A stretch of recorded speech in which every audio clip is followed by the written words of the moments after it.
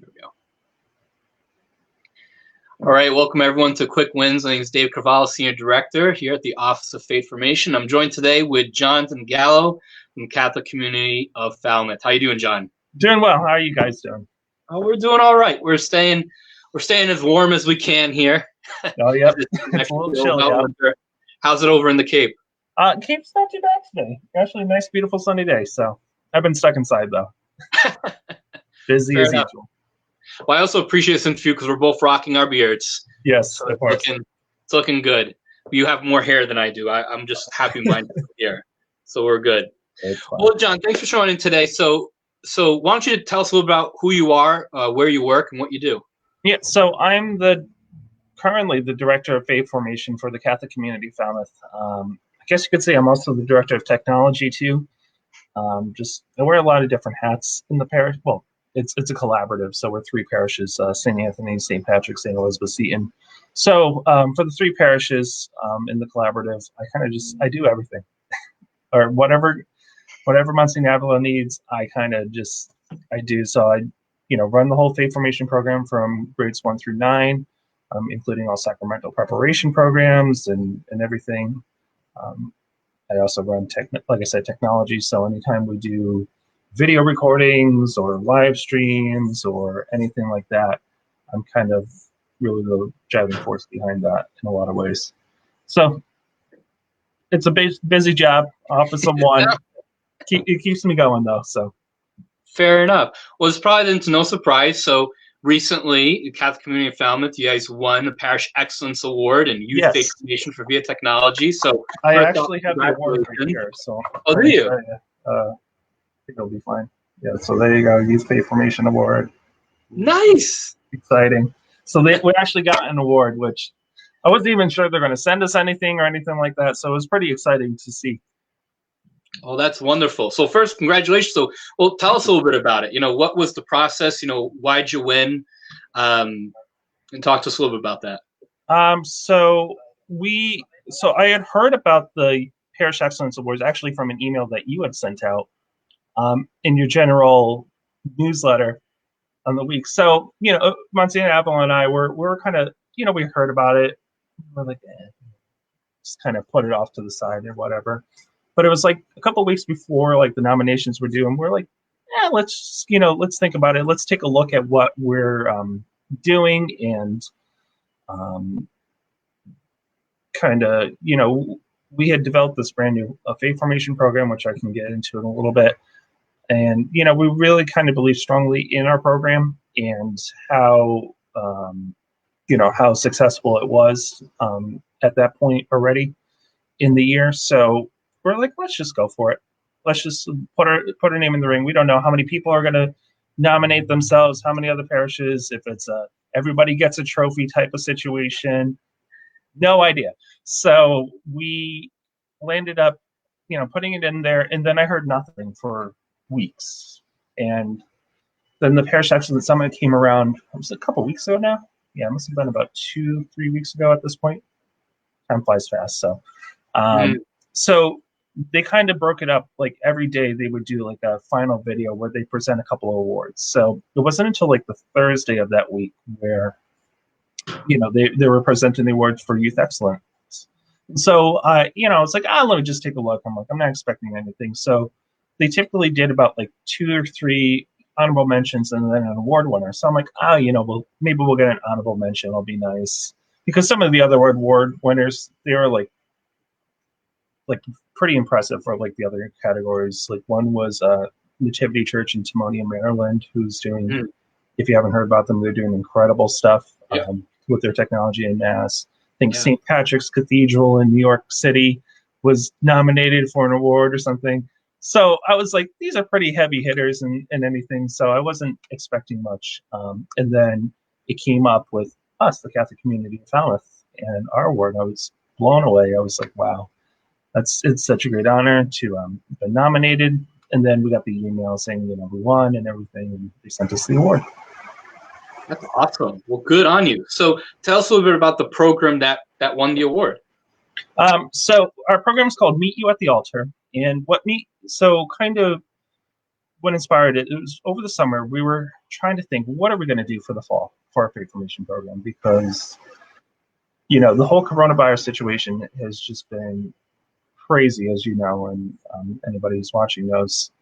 And we knew that, in meeting with other DREs and stuff, everybody was trying to figure out how do we, best meet the needs of our families and stuff. So I knew that we couldn't use any of our classroom spaces this year just because they're super small and you probably can only fit 3 kids in a room, social distancing. In our program, it's up to, well, currently registered is 250, but from last year we had 300 kids.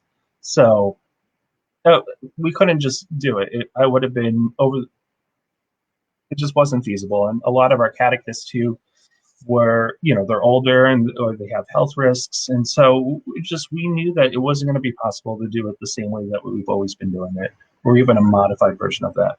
Right. So, sitting there in my office talking, and I'd actually brought up the idea to Father. I was talking to a friend of mine, Deacon David Murphy, over at St. Patrick's Church in Wareham. And so what they do, or they were starting to do, is in addition to the regular faith formation program, they're having their kids do a weekly mass journal. And it was like maybe 1 or 2 questions. It was the same questions every week. What color was the priest's robe? Who did you pray for today? And, they kind of did that, and it seemed to work out well for them. So I kind of mentioned that to Father, and his eyes kind of lit up. He was like, oh. So he kind of got started thinking, and he's always wanted to do this ever since he was early days of his priesthood. So this is going back into the 80s. He knew a priest, I want to say, in either Seekonk or Somerset, who one year gathered all the families together in the faith formation program and gave them a calendar. And he's like, okay, here's our faith formation program this year. Here's the dates. You get to choose when and how you want to attend. And all that piece of paper was the mass schedule. So he was just getting people to go to mass. So this is back in the 80s. So, and Father was like really taken aback by that, and he's always wanted to try it in one of his parishes. So here was a great opportunity. We're faced with this challenge because of the pandemic, so let's try it. Let's just say, forget the normal in-class stuff, forget Zoom classes, because these kids are just all Zoomed out and everything. Let's just focus on getting the kids to mass. We have this incredible live stream that we've invested in. We invested actually in 2 or 3 years ago. So we had the infrastructure already in place before the pandemic. So our whole program is essentially the kids go to mass each week, either in person, and it's encouraged that we go in person because we believe in the power of the Eucharist, and our understanding of Catholics is really the Eucharist is where our faith lies. So, you can only get so much through live stream and all that. So obviously, if you can receive the Eucharist, you can. But we recognize that not everybody's ready to come back in person. A lot of people have health concerns, so we do have that live stream option as well. We do also, I think we have a radio station. So we have a little radio broadcast just in the parking lots of a couple of our churches, so you can sit in your car and listen to mass. So all these different options. So that's 50% of the program is just having the kids go to mass each week. And then the second half is these mass journals, which I kind of was inspired by, like I said, St. Patrick's and Wareham. But I kind of wanted to just go beyond what color robe was the priest wearing, or what was the homily about. I really wanted to dive into, at the beginning, I kind of did those questions just to kind of ease them into the program and everything. But now as we get into Advent and Christmas and even beyond that, I really wanted to dive into different themes and give them a teaching through these journals. So my journal questions are things, based off of the readings, but I do give them a couple sentences. Like, I think the gospel this weekend is about St. John the Baptist. So I talk a little bit, who is St. John the Baptist? Why is he important? And then a question related to that. So those questions the kids fill out. They can do it in a number of different ways. So the most popular way of doing it is we use this website called Canvas, and Canvas is the school-based platform that people that I heard about from my wife, who works at Stonehill College. She's used it before for her college classes. So I was like, oh, let me take a look at it. And it was super easy to kind of figure out and develop and put it out there for people to use. So most of our students use that. But also I recognize that people are not technologically savvy as others. Sometimes we have grandparents raising kids and all that, and just going on the computer stuff, or they can limited computer stuff, so they can print off the journals from our website, or I have packets available at each of the doors of the churches, or if they want to come stop by my office and pick up a packet, I have those available there too. And they can just turn it into me in however way they can. So that's our program. That's the Meet You at the Altar program. And it's been very successful so far. We've seen our mass numbers have definitely jumped up a lot.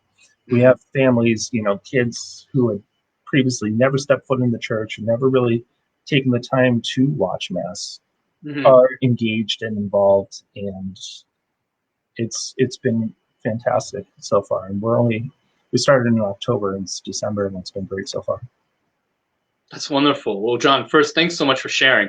I'm going to put in the comments below a link to Canvas infrastructure that you're using. I think it's a great platform as well, and I encourage it to individuals who are looking for pretty competent platform. I know a lot of the higher ed learning and schools have used it, so that's great to hear that you're using it as an option. I mean, I also think it's wonderful that you're focusing on the Eucharist. I mean, not only is the Eucharist central to our Catholic faith, I mean, really any kind of religious education or faith formation or youth ministry is impossible without the Mass, right? I think, exactly. In different churches I've been to, so often religious education or faith formation becomes church for some people. And while it certainly can be a door or a stepping stone to being part of the community, nothing takes the place of the liturgy. Nothing takes the place of the Mass. So the fact that you guys took the initiative to make it, the key and the focus, or to use the term that our faith uses, the source and summit, exactly, proper place. I think that's absolutely wonderful. And to hear that you've actually had a spike in attendance, that's a good kind of spike. Yeah, it's a good thing. When you granted, I do see, most people are doing online live stream, but that's better than previous. I'd rather have them at least live streaming and watching than anything else, which is great. So I hope that by the end of the year, we can say, okay, come the summer, hey, look, we're not going to be doing the journals anymore, but look, you've gone a whole academic year of doing this. Why stop in the summer? Yeah. Yeah. Absolutely. John, if you want to share a little bit about, you've talked about the Meet Me at the Altar program. In figuring all this out, what would you suggest are some of the best practices that parishes can take in ministering to people during this time? Well, I think first and foremost is, I wrote it down, the biggest thing is communication. Communicate, always talk to your families, especially for those who are directors of religious ed and stuff. Talk to people. Don't forget about them. Every week, much like how you do, I do a weekly newsletter to my families, or anytime that we, need to communicate something, I'm always putting something out there. We're updating our website constantly. I'm just trying to let people know what's going on. I think that's first and foremost. That's how you're going to get people on board, is if you're open with them, if you're able to explain your vision and kind of tell them what you want to do. Secondly, too, I think it's important that you get good volunteers on board with whatever plans you're doing, because we can only do so much. Like I said, I'm an office of one, so I can't. I rely heavily on my catechists, who, while they're not directly teaching, they're commenting on everybody's journal each week. So they're looking at some of the answers and writing, hey, this is a great job, and I'm glad you wrote this because blah blah blah. And it's like I said, even though we're not in the classroom, they've been able to kind of still form those bonds and stuff, and really be those mentors of faith for our students. So if you get good faith-filled people on your team, I think it's gonna just add to the success of your program, and be helpful when we do transition back into whatever our new normal is post-pandemic. You're people are going to feel more comfortable after that time. Another thing I wrote down too is through this all, you got to be understanding through the whole pandemic. Because that's one thing I've learned is that it's not going to, what works for some isn't going to work for others. So you got to be understanding of people's circumstances and try offering different ways in which to communicate, say your program or whatever it is that your church is trying to accomplish, to be as open as possible. Obviously, we do want to I can't just have a kid, for example, coming in March for First Communion, but we say that happens this coming year in March, we work with those kids to get them ready, for the new year, right, for the next year and stuff. So it's always being understanding, I think, is very important for people. Yeah, I think that's really key. I mean, right now, people are in so many different situations as well, not even just because of COVID, but also in terms of work situations. Mm-hmm. And the holidays now more than ever are a stressful time to begin with. So I think, being able, even just understanding as a parish of welcome, and I think that's another testament to why focusing on the Mass is so important, because what better opportunity do we have as churches than to help people feel welcome than through the Mass? Exactly. And I know parishes are looking at Christmas and the number one point of contact they will have with people, whether it's in person or live stream, is going to be through Christmas Mass. Mm-hmm. And I would really invite churches to think about how can we make those moments really moments of encounter. Someone maybe not have stepped foot in a church all year because of COVID or because not of COVID, maybe because they haven't stepped foot all year because of where they are in general, and making a moment of encounter for them, because we know that Christ is the answer. We know that the real presence is what feeds us, and that's a gift to share with others. So, thank you for bringing up that understanding piece, and hopefully this Christmas it becomes an opportunity, not just seen as a challenge. John, if you had to share one message or one thought that you really think people need to hear right now, what would you say? I think, I want to echo kind of, I've been reading a lot like what Pope Francis has been talking about, and it's just this overall, kind of ethos of reminding people of the hope and joy, especially during this time of Advent as we get into Christmas and stuff, the hope and joy of Christ in our lives. And I think, during this whole pandemic, I know, at least for catechetical leaders too, is that we can get so entrenched within the minutiae of our day-to-day, programs, and like, oh, I'm so busy, I'm like, how am I going to accomplish that we tend to lose sight of, why are we here? Why are we doing this? And who are we doing it for? And so so we get so overwhelmed that we forget that we're doing it for Christ. We're doing it to receive, to be hopeful, to be joyful during this time. So, through it all, we got to remember that there's something greater beyond this, and we can't lose the hope. We can't lose that spark that he gives us. So that's what I hope for people to recognize. It goes beyond, completing chapters in the book. It goes beyond, making sure the kids do their journals every week. It's our faith. This is what we're called to do. This is our life, and we got to remember why we're doing this in the first place. No, very well said. John, if people want to kind of look into the program or follow what you're doing, what's the best way to do that? So the easiest way is to go to our website, which is falmouthcatholic.org. I don't know if you want to write that in. Yep. Just the chat there. Yeah, falmouthcatholic.org. On the page there, you'll see a tab for faith formation. You'll see our live stream tab.